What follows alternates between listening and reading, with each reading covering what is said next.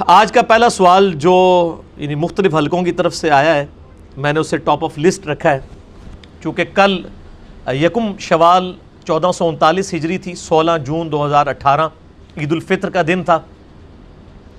تو اس حوالے سے لوگوں نے ایک سوال کہہ لیں کہ سجیشن تھی لوگوں کی کہ عید کے اوپر امت محمدیہ صلی اللہ علیہ وآلہ وسلم کے لیے کوئی پیغام دیا جائے۔ تو میں نے کوئی رٹی رٹائی باتیں تو نہیں کرنی ہوتی ہیں، میں نے بس اتنا ہی لکھ لیا کہ پہلا سوال اس پہ جو اس وقت اللہ تعالیٰ کی طرف سے تائید حاصل ہوگی، جو میرے دل کی آواز ہوگی، میں لوگوں کے سامنے عید کے پیغام کے طور پہ انشاءاللہ تعالیٰ رکھ دوں گا۔ میرے بھائیوں، اس دفعہ جو عید کا دن ہے ہمارے لیے اس اعتبار سے بھی خوشی کا دن ہے، دعوت و تبلیغ کے اعتبار سے 30 جولائی 2017 کو ہمارے یوٹیوب کے شارٹ کلپ کے سبسکرائبرز 1 لاکھ ہوئے تھے، اور اس کے بعد پھر 5 فروری 2018 کو 2 لاکھ ہو گئے، اور اس سے صرف 4 مہینے بعد یعنی 12 جون 2018 کو 27ویں روزے والے دن یہ آلموسٹ الحمدللہ 3 لاکھ کا فگر کراس ہوا، اب تو اس سے اوپر ہو چکے ہیں، اور یہ یعنی 4 مہینوں کے اندر ہی 1 لاکھ کی ایڈیشن، اور انشاءاللہ یہ اس طریقے سے ایک اللہ تعالیٰ کی طرف سے تائید ہوتی ہے۔ باقی تو یہ 3 لاکھ کیا 300 بھی ہوں، ہمارے لیے وہ 3 کروڑ کے برابر ہیں۔ اصل تو بات یہ ہے کہ سچائی کی بات لوگ سن رہے ہیں الحمدللہ۔ باقی علماء کے سبسکرائبرز کا بڑھنا اور لاکھوں میں جانا سمجھ آتا ہے، ان کے کروڑوں کے فرقوں کے پہلے ہی فالورز اور ان کے لاکھوں ایجنٹ موجود ہیں جو ان کی باتیں آگے تک پہنچانے والے ہیں۔ ہماری تو الحمدللہ ایک سچائی کی آواز یوٹیوب کے ذریعے جو ہے وہ پوری دنیا کے اندر پہنچی ہے، اور جہاں جہاں پہنچی لوگ اپنے طور پہ اس دعوت کو پھیلانے کی کوشش کر رہے ہیں اللہ کے فضل سے۔ تو اس عید کے اوپر میں نے سوچا ہے کہ امت کو ایک سلوگن کے طور پہ ایک گفٹ دیا جائے نا۔ وہ میں پچھلے دنوں میں ایک جملہ بار بار بول رہا تھا، نہ میں وہابی نہ میں بابی، کیونکہ یہاں جو کتاب و سنت کی بات کرتا ہے نا اس کو کہتے ہیں وہابی ہو گیا، یعنی مت مار دو، ایک نٹوریس ورڈ کے طور پہ انٹروڈیوس کروایا ہوا ہے۔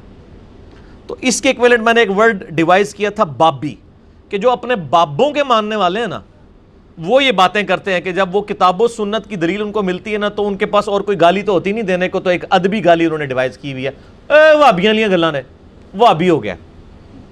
اس کے علاوہ بھی ادبی گالیاں ہیں، خارجی، نجدی، بدعتی، مشرک، گستاخ، بہت ساری گالیاں، ان کی وکیبلری بہت زیادہ ہے ادبی گالیوں کی، اور غیر ادبی گالیاں تو اتنی موٹی ہیں کہ وہ میں نکال ہی نہیں سکتا۔ وہ آپ یوٹیوب حافظہ اللہ تعالیٰ سے رابطہ کریں تو وہ آپ کو علماء کا پورا کریکٹر بتا دے گا کہ اتنی موٹی گالیاں نکالتے ہیں جو عام بازاری لوگ بھی نہیں نکالتے۔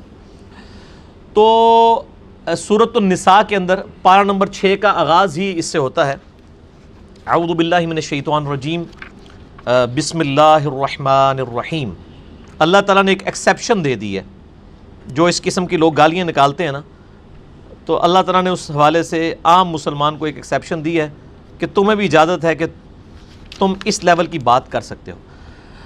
لا يحب اللہ الجہر بالسوء من القول، اللہ تعالیٰ کو بلند آواز کے ساتھ کسی کی بری بات کا بلند ہونا پسند نہیں ہے، کوئی برے زبان سے الفاظ نکالے، الا من ظلم، ہاں مگر جس پر ظلم ہوا ہے، اگر وہ کبھی کبھار کوئی سخت بات بری بات کر دے ظالم کے خلاف، اس کی اجازت ہے۔ وَكَانَ اللَّهُ سَمِيعًا عَلِيمًا، اور اللہ تعالیٰ سننے والا، علم والا ہے۔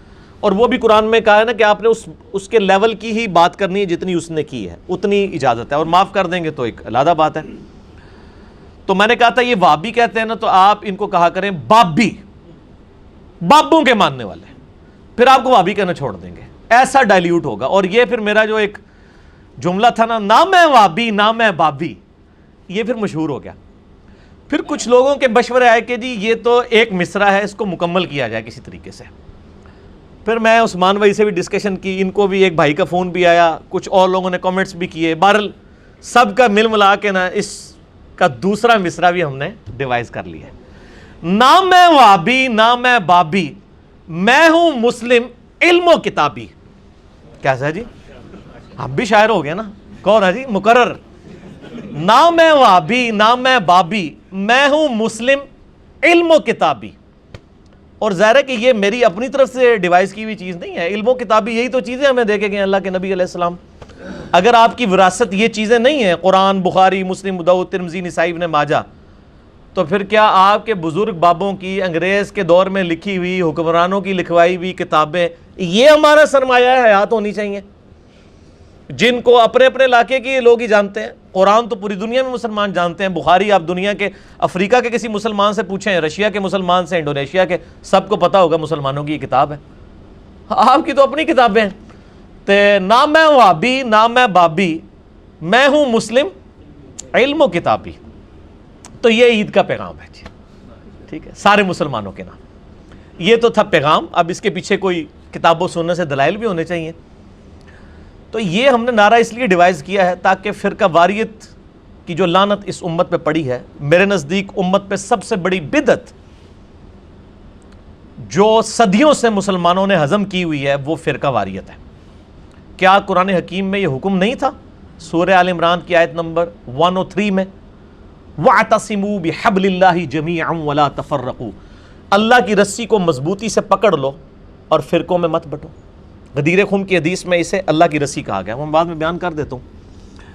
تو کیا اس آیت پہ کسی نے عمل نہیں کرنا تھا؟ اگر یہ آیت موجود ہے تو پھر مسجدوں کے باہر بریلوی، دیوبندی، اہل حدیث، اہل تشیع، یہ ڈویژن انہوں نے کیوں کی ہے؟ اس بدعت کو کیوں پروان چڑھایا ہے ان لوگوں نے؟ بدعت کی ہے. پھر اسی لیے ہم کہیں گے کہ نہ میں وہابی نہ میں بابی، میں ہوں مسلم علم و کتابی.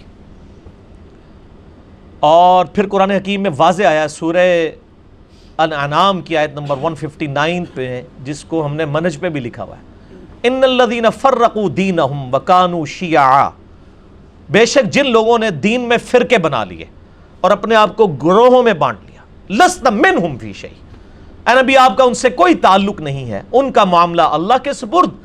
پھر اللہ تعالیٰ قیامت والے دن ان کو بتا دے گا جو وہ دنیا میں کرتوت کیا کرتے تھے. سورۃ الانعام آیت نمبر 159. اس کے اوپر اللہ تعالیٰ پھر ان کی گرفت فرمائے گا. یہ تو ایک نیریٹو ہے فرقہ واریت کے خلاف. اب سولوشن کیا ہے اس حوالے سے؟ وہ اللہ تعالیٰ نے قرآن حکیم میں بالکل واضح فرما دیا ہے. سورۃ الانعام کی آیت نمبر 153 ہے، وَأَنَّ هَذَا صِرَاطِي مُسْتَقِيمًا. اے محبوب صلی اللہ علیہ وآلہ وسلم فرما دیجئے کہ بے شک یہ ہے میرا راستہ جو کہ سیدھا ہے. فَاتَّبِعُوهُ، اسی کی پیروی کرو. وَلَا تَتَّبِعُوا السُّبُلَ، اور ادھر ادھر کے راستوں کی پیروی مت کرو، وہ تمہیں اللہ کے راستے سے ہٹا دیں گے. یہ وہ چیز ہے جس کی اللہ تعالیٰ تمہیں وصیت کرتا ہے تاکہ تم تقوی اختیار کرو. سورۃ الانعام آیت نمبر 153.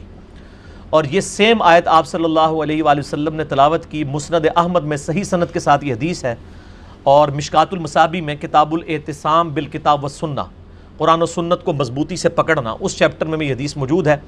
عبداللہ ابن مسعود رضی اللہ تعالیٰ عنہ کہتے ہیں نبی علیہ السلام نے ایک دفعہ سیدھی لکیر کھینچی زمین میں اور سائڈ پہ ٹیڑھی لکیریں کھینچی، اور پھر اس سیدھی لکیر پہ انگلی رکھ کے فرمایا وَأَنَّ هَذَا صِرَاطِي مُسْتَقِيمًا، یہ ہے میرا سیدھا راستہ، اس کی پیروی کرو، ارد گرد کے ٹیڑھے راستوں کی پیروی مت کرو.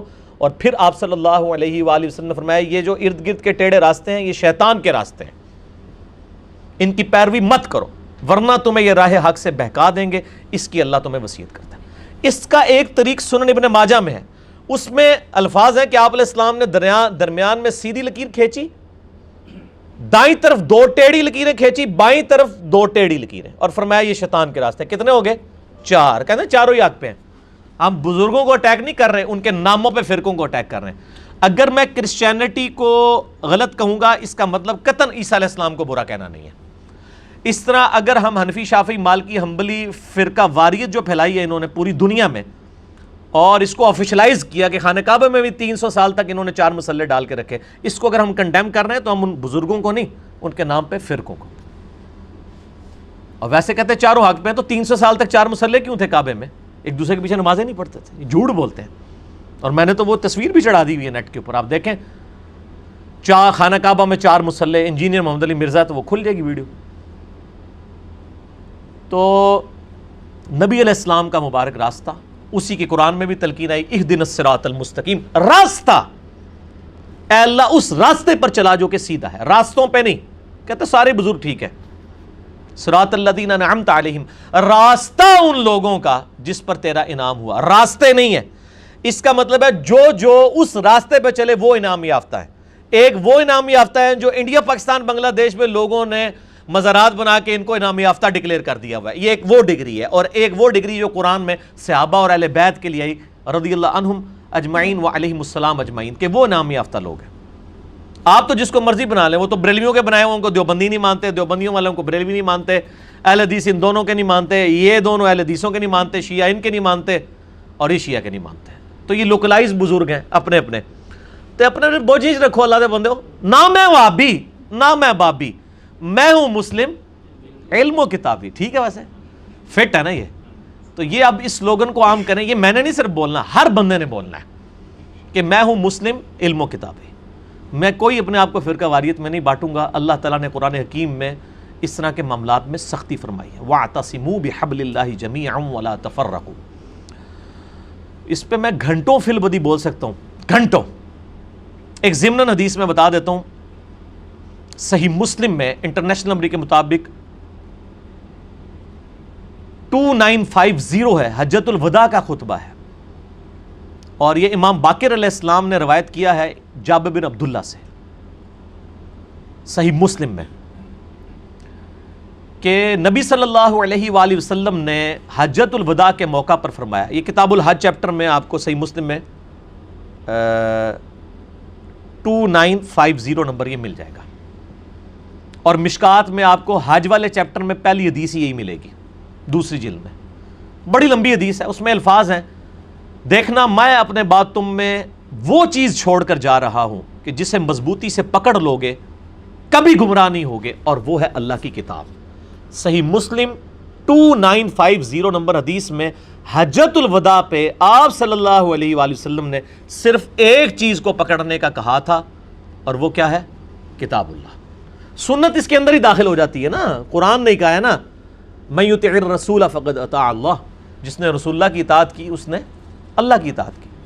مسلم شریف میں صرف قرآن کے الفاظ ہیں، جس حدیث میں حدیث یا سنت کے الفاظ ہیں، حدیث کے تو الفاظ کہیں نہیں ہیں، سنت کے، وہ کھینچ تان کے حسن درجے کی روایتیں، مضبوط اتنی نہیں ہیں۔ وہ المستدرک للحاکم میں انٹرنیشنل نمبر کے مطابق کتاب العلم چیپٹر میں 318 نمبر حدیث ہے کہ آپ صلی اللہ علیہ وآلہ وسلم نے فرمایا میں اپنے بعد تم میں 2 ایسی چیزیں چھوڑ کے جا رہا ہوں جن کو پکڑ لوگے کبھی گمراہ نہیں ہوگے، ایک اللہ کی کتاب اور دوسرے اس کے رسول کی سنت ہے صلی اللہ علیہ وآلہ وسلم۔ اس کا ایک طریق الموطا امام مالک میں بھی ہے، لیکن وہ مرسل ہے، چھوٹا ہوا واسطہ ہے، وہ امام مالک نے بغیر سند کے بیان کیا ہے۔ صحیح سند اس کی جو ہے حسن درجے کی المستدرک للحاکم میں۔ اسی طریقے سے آپ صلی اللہ علیہ وآلہ وسلم کا ایک خطبہ صحیح مسلم میں غدیر خم کے اوپر تلے 4 حدیثیں ہیں، 6225 سے 6228 تک۔ غدیر خم پہ میرا کلپ لاکھوں لوگ دیکھ چکے ہیں، آپ لکھیں یوٹیوب پہ غدیر خم کی حدیث تو میرا کلپ کھل جائے گا۔ اس میں آپ صلی اللہ علیہ وآلہ وسلم نے مکے سے مدینے آتے ہوئے اپنی وفات سے 2.5 مہینے پہلے حج سے واپسی پہ خم نامی گاؤں میں پڑاؤ کیا، اور اونٹ کے پالان کا ممبر آپ کے لیے رکھا گیا۔ صحابہ کہتے ہیں لگ رہا تھا آپ کا الوداعی خطاب ہے۔ آپ نے فرمایا اے لوگو آگاہ ہو جاؤ، میں بھی ایک انسان ہوں، قریب ہے کہ اللہ کا قاصد یعنی موت کا فرشتہ میرے پاس آئے اور میں اس کی دعوت کو قبول کر لوں۔ ہر شخص نے دنیا سے جانا ہے، میں بھی چلا جاؤں گا۔ میں اپنے بعد تم میں 2 بھاری چیزیں چھوڑ کے جا رہا ہوں، ان میں سے پہلی چیز اللہ کی کتاب ہے، اس میں ہدایت ہے، اس میں نور ہے، یہ اللہ کی رسی ہے جو قرآن میں ہے نا وَاعْتَصِمُوا بِحَبْلِ اللَّهِ جَمِيعًا وَلَا تَفَرَّقُوا، یہ اللہ کی رسی ہے۔ اور باقی اس کے طرق میں آتا ہے یہ اللہ کی رسی ہے جو زمین و آسمان کے درمیان لٹکی ہوئی ہے، تمہیں خوشخبری ہو اس کا ایک سرا اللہ کے ہاتھ میں ہے اور دوسرا تمہارے ہاتھ میں۔ یہ بھی الفاظ موجود ہیں المعجم الکبیر طبرانی کے اندر اور باقی کتابوں کے اندر۔ یہ اللہ کی رسی ہے، مسلم کے الفاظ ہیں، جو اسے پکڑے گا ہدایت پر ہوگا، جو اسے چھوڑ دے گا وہ گمراہ ہو جائے گا۔ پھر آپ صلی اللہ علیہ وآلہ وسلم کے بارے میں زید ابن ارقم کہتے ہیں آپ بار بار کہتے رہے اللہ کی کتاب، اللہ کی کتاب، اللہ کی کتاب، لیکن امت نے چھوڑ دی کتاب، مردے بخشوانے کا ایک جعلی ذریعہ بنا لیا اسے۔ اس شخص پہ قرآن پڑھتے ہیں مرنے کے بعد جس نے پوری زندگی خود قرآن کھول کے ایک دفعہ نہیں پڑھا ہوتا. تو سر آپ مذاق کر رہے ہیں نا. یقین کریں اگر مجھ سے کوئی حسب حال پوچھے تو سب سے بڑا لطیفہ یہ ہے کہ جس شخص نے خود پوری زندگی قرآن نہیں کھول کے پڑھا، اس کے مرنے پہ آپ قرآن پڑھ رہے ہیں اس کے اوپر، تو اس قرآن نے اسے کیا نفع دینا؟ اپنا ہی پیٹ بھرتا ہے جب خود بندہ کھائے. اگر آپ کے سامنے کھانا رکھ دیا جائے، آپ پڑھیں نا اور وہ کھانا کھائیں نا اور اس کے بدلے کوئی اور کھانا شروع کر دے تو آپ کا پیٹ تو نہیں بھرے گا. قرآن خود پڑھیں گے تو آپ کو فائدہ ہوگا. پھر مسلم شریف کے آگے الفاظ ہیں 6225 سے 6228. پھر آپ نے فرمایا دوسری میری بھاری چیز جو میں امت کے لیے چھوڑ کے جا رہا ہوں وہ میرے اہل بیت ہے. میں اپنے اہل بیت کے معاملے میں تمہیں اللہ سے ڈراتا ہوں، میں اپنے اہل بیت کے معاملے میں تمہیں اللہ سے ڈراتا ہوں، میں اپنے اہل بیت کے بارے میں تمہیں اللہ سے ڈراتا ہوں. 3 دفعہ فرمایا، لیکن امت پھر بھی نہیں ڈری. امت نے کام پا دیتا اہل بیت نال، اور حضور کی وفات کے 50 سال کے بعد آپ کی پوری نسل کو ذبح کیا. نعوذ باللہ من ذالک. اللہ کی لعنت ہو ان لوگوں پر جنہوں نے حسین ابن علی اور ان کے ساتھیوں علیہم السلام کو ناحق قتل کیا. اور اللہ تعالی ہمارا خاتمہ بالخیر فرمائے اور قیامت والے دن ہمیں اہل بیت کے ساتھ محشور فرمائے، آمین. تو اب یہ ایک تلخ چیپٹر ہے، اور میں اسی لیے پھر بڑے دعوے سے بولتا ہوں، نہ میں وہابی نہ میں بابی، میں ہوں مسلم علم و کتابی. میں آدھی باتیں نہیں پکڑتا. جو علماء یہود کا کردار قرآن میں آیا نا، افتؤمنون ببعض الکتاب وتکفرون ببعض، یہ یہودی علماء اپنی کتاب کے کچھ حصے کو مانتے ہیں، کچھ کو چھوڑ دیتے ہیں.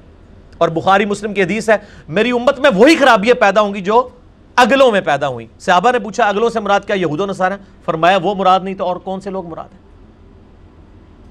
اور آپ دیکھ لیں ہمارے علماء کا بھی یہ کردار ہے، سب نے جزیات پکڑی ہوئی ہے، کلیات نہیں. اس لیے ہم کہتے ہیں کہ غدیر خم کی حدیث پہ تو ہم نے عمل کیا ہوا ہے. قرآن بھی سب سے زیادہ ہم کوٹ کرتے ہیں، قرآن کی توحید بھی سب سے زیادہ ہم کوٹ کرتے ہیں، اہل بیت کو بھی ہم لے کے چل رہے ہیں. باقیوں کا کیا حال ہے وہ بھی آ گیا سورۃ المومنون آیت نمبر 52 میں، فَتَقَطَّعُوا أَمْرَهُمْ بَيْنَهُمْ زُبُرًا. نبیوں کے جانے کے بعد انہوں نے پارا پارا کر دیا دین کو. كُلُّ حِزْبٍ بِمَا لَدَيْهِمْ فَرِحُونَ.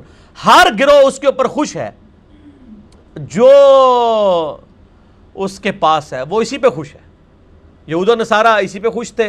یہاں پہ ہماری امت بھی کسی نے صرف اہل بیت کو پکڑا ہوا ہے، صرف کسی نے توحید کو پکڑا ہوا ہے، کسی نے صرف صحابہ کو پکڑا ہوا ہے، کسی نے صرف جو ہے وہ نبی علیہ السلام کے ساتھ دعوے کر کے کچھ جعلی جو ہیں وہ معاملات جو ہیں وہ ڈیوائز کیے ہوئے ہیں. ٹوٹل دین کوئی نہیں لے کے چل رہا. ٹوٹل دین وہ ہے جو کتابوں میں ہے میرے بھائی. یہ کہتے ہیں دین شخصیات میں، شخصیات نے کبھی نہیں کہا دین شخصیات میں، وہ بھی کہتے ہیں کتاب میں. اگر دین شخصیات میں تھا تو نبی علیہ السلام حجۃ الوداع کے اوپر فرماتے نا کہ میں 1.5 لاکھ صحابہ چھوڑ کے جا رہا ہوں، کم و بیش. اس کا فائدہ نہیں ہونا تھا. آپ انٹلیکچوئل آدمی تھے، آپ کو پتا تھا میں ابو بکر کو بھی چھوڑ دوں 2 سال بعد تو اس نے بھی فوت ہو جانا ہے، تو میرا چھوڑا ہوا خلیفہ صرف 2 سال کے لیے. آپ نے وہ خلیفہ چھوڑا جو قیامت تک کے لیے. قرآن صحیح بخاری میں 4460 نمبر حدیث ہے انٹرنیشنل نمبر کے مطابق، صحیح مسلم میں بھی موجود ہے. عبداللہ بن ابی اوفا رضی اللہ تعالیٰ عنہ المتوفا 86 ہجری، جو حضور کی وفات کے بعد آلموسٹ 75 ایئر زندہ رہے. ان سے سیدنا طلحہ نے پوچھا کہ نبی علیہ السلام نے کوئی وصیت فرمائی تھی کسی کے لیے؟ انہوں نے کہا نبی علیہ السلام نے اپنا وصی کسی کو نہیں بنایا، البتہ آپ نے ہمیں قرآن پر چلتے رہنے کی وصیت کی تھی. یہ قرآن وصی رسول ہے، نہ ابو بکر وصی رسول ہے نہ حضرت علی، دونوں نہیں ہیں رضی اللہ عنہما وعلیہم السلام.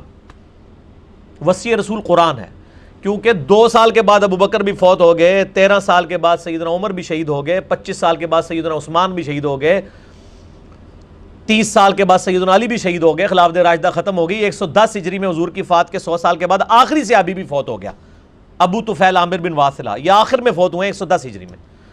یعنی آج آخری صحابی کو بھی فوت ہوئے ہوئے آپ سمجھ لیں آلموسٹ 1300 سال سے زیادہ گزر چکے ہیں. لیکن قرآن آج بھی زندہ ہے. یہ وہی قرآن ہے جو ابو بکر عمر عثمان و علی کے ہاتھ میں تھا رضی اللہ عنہم اجمعین وعلیہم السلام، جو ہمارے ہاتھ میں. تو آپ صلی اللہ علیہ وآلہ وسلم نے علم و کتاب کے حوالے کیا امت کو. قرآن میں کیا ہے؟ اللہ تعالیٰ فرماتا ہے الذی علم بالقلم. اللہ تعالیٰ نے علم سکھایا قلم کے ذریعے.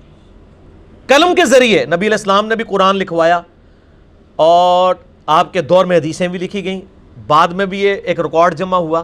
تو علم تو کتابوں کے ذریعے ٹرانسفر ہوا ہے. البتہ جو ٹرانسفر کرنے والے ائمہ کرام ہیں ان کا ادب اپنی جگہ ہے. لیکن ان کے ادب کا قطعاً مقصد نہیں ہے کہ وہ تعلیمات پہ عمل نہیں کرنا، ان کے ہی صرف ادب کرنا ہے. یہ اسی طریقے سے میں قرآن چومتا رہوں اور قرآن کے جو اندر لکھا ہے اس کو فالو نہ کروں اور کہوں جی مجھے قرآن سے محبت ہے. یہی کچھ کر رہے ہیں. یہ کہتے ہیں ہم تو اماموں کے ماننے اور اماموں کو چومتے رہتے ہیں، ان کے ناموں کو چومتے رہتے ہیں. اماموں کی تعلیمات، علم و کتابی ہونا وہ نہیں ہے. تو نہ میں وہابی نہ میں بابی، میں ہاں مسلم علم و کتابی. پنجابی بھی بنتا ہے، اردو میں بھی بنتا ہے. تو علم و کتابی بن جائیں. اور یہ کتابیں میرے بھائی انجینئر صاحب کے آنے سے پہلے، میری پیدائش سے بھی 1200 سال پہلے یہ موجود تھیں، اور قرآن 1400 سال سے موجود تھا. میں نے آ کے نہیں اس کو دریافت کیا، اور نہ کہ میں نے کوئی بخاری مسلم کا ترجمہ پبلک کے حوالے کیا. میں کہتا ہوں بریلوی ہیں، بریلویوں کا ترجمہ قرآن کا پڑھ لیں، بخاری مسلم کا پڑھ لیں، دیوبندی ہیں تو ان کا پڑھ لیں، اہل حدیث ہیں تو ان کا پڑھ لیں، شیعہ ہیں تو ان کا پڑھ لیں. اپنی کتابوں کے اوپر تو عمل کریں نا. تو بس میرا یہی پیغام تھا امت کے لیے کہ آپ نہ وابی بنیں نہ بابی بنیں، مسلم علم و کتابی بن جائیں. ٹھیک ہوگا جی. تو یہ انشاءاللہ تعالی میرا کلپ بھی چڑھ جائے گا، میں ہوں مسلم علم و کتابی. تو آگے جو بھی کوئی کہیں پہ کہنا ہمارے فلاں نے یہ فرمایا، تو آپ نیچے لکھ دیا کریں بھائی کوئی علمی بات کریں. اور آپ دیکھیں جادو وہ جو سر چڑھ کے بولے. ہم جتنی باتیں کرتے ہیں ہم نے کبھی نہیں کہا کہ ہم جو کہہ رہے ہیں، ہم یہ کہتے ہیں آپ کے بزرگ جو کتابیں لکھ کے گئے ترجمے کر کے، بزرگوں کو خیر توفیق نہیں ہوئی کتابیں لکھنے کی، وہ تو اماموں نے لکھی ہوئی ہیں. میرا ایک یوٹیوب پہ کلپ بھی ہے بزرگوں اور اماموں میں فرق. بزرگ تو انڈیا پاکستان کے ہیں نا، لوکلائزڈ. امام وہ ہیں جن کی کتابیں ہیں. بزرگوں نے صرف نقالی کی ہے، اور یہ نقالی کو برا لفظ نہیں ہے، یہ فقہ کی لفظ ٹرم ہے. نقال وہ ہوتا ہے جو صرف چیزیں نقل کرتا ہے. آج بڑے سے بڑے علماء بھی سمیت میرے نقال ہیں ہم. یہ نقال یہ ٹرم ہے فقہ کی، نقل کرنے والا. ہم دین کو نقل کرتے ہیں. یعنی آج کوئی کہتا ہے نا بخاری میں لکھا ہے، چاہے یہ بات شیخ البانی کریں، شیخ زبیر علی زئی صاحب کریں، یا امام کعبہ کریں، یا ڈاکٹر طاہر القادری صاحب کریں، یا مولانا طارق جمیل صاحب کریں، تو سب کے سب نقال ہی ہیں. کیونکہ امام بخاری نے اپنی سند نبی علیہ السلام تک پہنچائی ہے. یہ تو صرف کہہ رہے ہیں بخاری میں لکھا ہوا ہے، وہ تو ہم بھی کہہ رہے ہیں، ہمارا سٹیٹس برابر ہے. سب کے سب نقالی کر رہے ہیں، وہ نقل کر رہے ہیں. اصل ایفرٹ ان اماموں کی تھی. تو ان کے بزرگوں نے بھی صرف یہ ترجمے کیے ہیں، اور وہ آپ آج گوگل سے بھی کروا سکتے ہیں. گوگل میں آپ عربی کی عبارت ڈالیں، وہ آپ کو 100 زبانوں میں. ان کے بزرگوں کو تو 1 یا 2 زبانیں آتی تھی نا، گوگل کو ساری زبانیں آتی ہیں. وہ مسئلہ بھی حل ہو گیا. اور ہم نے تو معاملہ ہی ختم. ہمیں کوئی کہتا ہے کس کا ترجمہ پڑھیں، میں کہتا ہوں جی میرے بھائی اگر آپ بریلوی ہیں تو حامزہ بریلوی صاحب کا ترجمہ پڑھ لیں. اگر دیوبندی ہیں تو اشرف تھانوی دیوبندی کا پڑھ لیں. اگر آپ اہل حدیث ہیں تو جوناگڑھی اہل حدیث صاحب کا پڑھ لیں. اگر آپ اہل تشیع ہیں تو سید فرمان علی شاہ صاحب کا پڑھیں. اور پڑھو صحیح، اللہ دے بندو، پٹنا نہ پا کے بہ جاؤ کسی دن. اور یہاں پہ لوگ کہتے ہیں ان لوگوں نے ترجمے بدل دیے. میں تو کل دا ایول ان دا بڈ. میں کہتا ہوں میرے بھائی اس چکر میں ڈالنا ہی نہیں ہے کہ ترجمے بدل دیے. تو کینوں مننا ہے؟ تو پائی او دا نال ہے کیڑے فرقے دا ہے وہ ترجمہ دکھائیں گے. ہم تو یہ بات ہی نہیں کرتے ہیں کہ ترجمے بدل دیے. بھائی دنیا میں جب بھی ایک زبان دوسری میں ٹرانسلیٹ ہوگی، آپ 10 صحابہ بھی بٹھا دیں نا جن کو اردو آتی ہو، اور عربی تو ان کو آتی ہوگی، اور ان کو کہیں کہ قرآن کا ترجمہ اردو میں کر دیں، 10 کے 10 کے الفاظ مختلف ہوں گے. کیا خیال ہے؟ 100% ایک ایسے الفاظ ہو سکتے ہیں، لیکن مفہوم صاحب کا ایک ہوگا.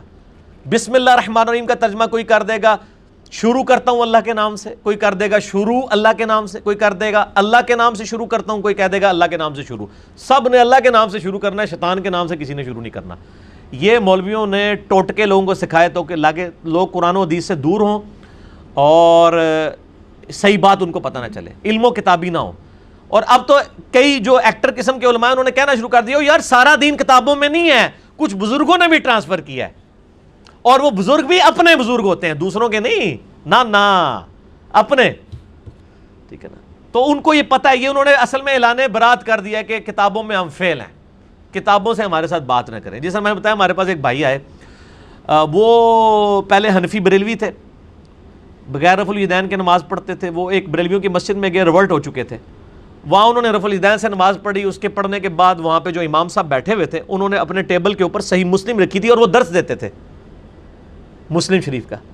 تو انہوں نے کہا عالم صاحب آپ نے برا نہیں ماننا، میں آپ سے ایک بات کروں کہ یہ کتاب جو آپ نے سامنے رکھی ہوئی کس کی کتاب ہے؟ انہوں نے کہا یہ ہماری کتاب ہے اہل سنت کی. تو انہوں نے کہا لیکن آپ نے جو ابھی ہمیں نماز پڑھائی ہے نا، وہ اس طریقے کے مطابق نہیں ہے جو صحیح مسلم میں لکھا ہوا ہے، جو آپ نے ٹیبل پہ سجائی ہوئی ہے، جو میں کہتا ہوں ان کے ٹیبلوں پہ پڑھی ہوئی ہیں. پڑھی ہوئی کوئی نہیں ہے، پڑھی ہوئی ہیں. اب اس بات پہ تو اس کو چاہیے تھا کہ وہ کہتا اچھا یار مجھے تو نہیں پتا تھا، یا کہتا تم غلط ہو. وہ کہتا جی اس نے غصے سے مسلح اپنے نیچے سے یوں نکالا، کہتا دیکھ نہیں رہے ہو کہ ڈی توہین کر رہے ہیں علماء دی. رخ ہی بدل دیا اپنی پبلک کا. آپ دیکھ نہیں رہے کہ یہ عالم صاحب کی کتنی توہین کر رہا ہے.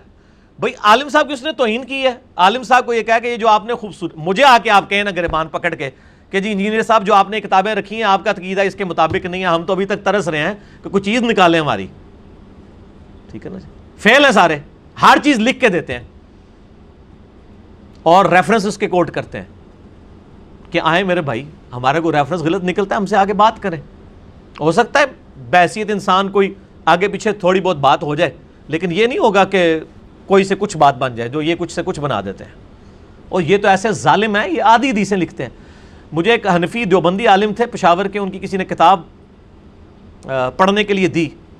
میرے ایک دوست تھے اسلام آباد میں، جب ہم کتاب و سنت کے منہج پہ آئے تو انہوں نے دیکھا دیکھی جو ہے وہ انہوں نے بھی سنت کے مطابق نماز شروع کر دی. بخاری مسلم میں جو طریقہ آیا رکوع میں جاتے وقت اور رکوع سے اٹھتے وقت رفع الیدین، تو ان کو ایک دیوبندی مفتی وہاں تھے، انہوں نے اپنے کسی دیوبندی مفتی کتاب دی نماز کے طریقے پہ، اور ان کا یہ نماز کے طریقے پہ کتاب ہے آپ یہ پڑھیں.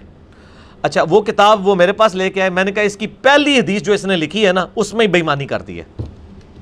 اس نے مالک بن حویرث سے صحیح مسلم کی حدیث لکھی یہ بات ثابت کرنے کے لیے کہ نماز شروع کرتے وقت ہاتھ کانوں تک اٹھانے ہیں. وہ تو سب مانتے ہیں کہ کانوں تک ہی اٹھانے ہیں، انگلیاں کانوں کی سیدھ میں آئیں گی اور ہتھیلیاں کندھے کی سیدھ میں. اس نے حدیث لکھی کہ نبی علیہ السلام جب نماز شروع کرتے تھے تو دونوں ہاتھ کانوں تک اٹھاتے تھے، صحیح مسلم. میں نے اس کو کہا بس یہ پہلے ہی حدیث کے اوپر فیصلہ ہو جائے گا کہ یہ کتنے علماء یہود کا کردار ہے ان علماء کا. میں نے مسلم شریف اوریجنل کھولی بریلویوں کی، حنفیوں کی، ظاہر ہے دونوں بھائی ہیں نا، حنفی بریلوی حنفی دیوبندی. تو میں نے کہا یہی میں حدیث مسلم شریف سے تمہیں دکھاتا ہوں مالک بن حویرث کی. وہ حدیث پتہ کیا تھی؟ مالک بن حویرث کہتے ہیں جو غزوہ تبوک کے موقع پر مسلمان ہوئے، صحیح بخاری میں 631 نمبر حدیث انہی سے ہے، سلو کما رأیتمونی اصلی.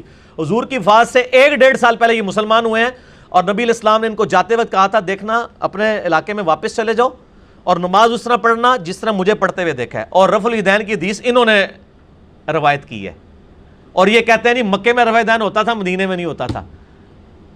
دیکھ لیں کتنا بڑا جھوٹ ہے. اور یہی مالک بن حویرث صحیح مسلم میں حدیث آتی ہے، وہ حدیث پوری پتہ کیا تھی کہ نبی علیہ السلام جب نماز شروع کرتے دونوں ہاتھ کانوں تک اٹھاتے، جب رکوع میں جانے لگتے تو پھر دونوں ہاتھ کانوں تک اٹھاتے، اور جب رکوع سے سر اٹھاتے پھر دونوں ہاتھ کانوں تک اٹھاتے. اگلے جو 2 جملے تھے نا اس دیوبندی مفتی نے لکھے ہی نہیں ہوئے تھے، صرف پہلا جملہ لکھا ہوا تھا. میں نے کہا یہ لے جاؤ کتاب اور جا کے اوریجنل کتاب دیکھ لو. اس نے اسی بات کے اوپر سنت کے مطابق نماز شروع کر دی کہ یار علماء دھوکہ دیتے ہیں. یہ گھوڑوں کی دموں والی حدیث لے کے آتے ہیں نا، ہمیں بڑی خوشی ہوتی ہے، ہم چاہتے ہیں یہ حدیث دکھائیں تاکہ ہم ان کے علماء کا چہرہ ان کے سامنے رکھیں، تاکہ پھر یہ بھی بول اٹھیں اور ہم بھی بول اٹھیں نہ میں وابی نہ میں وابی، میں ہوں مسلم علم و کتابی.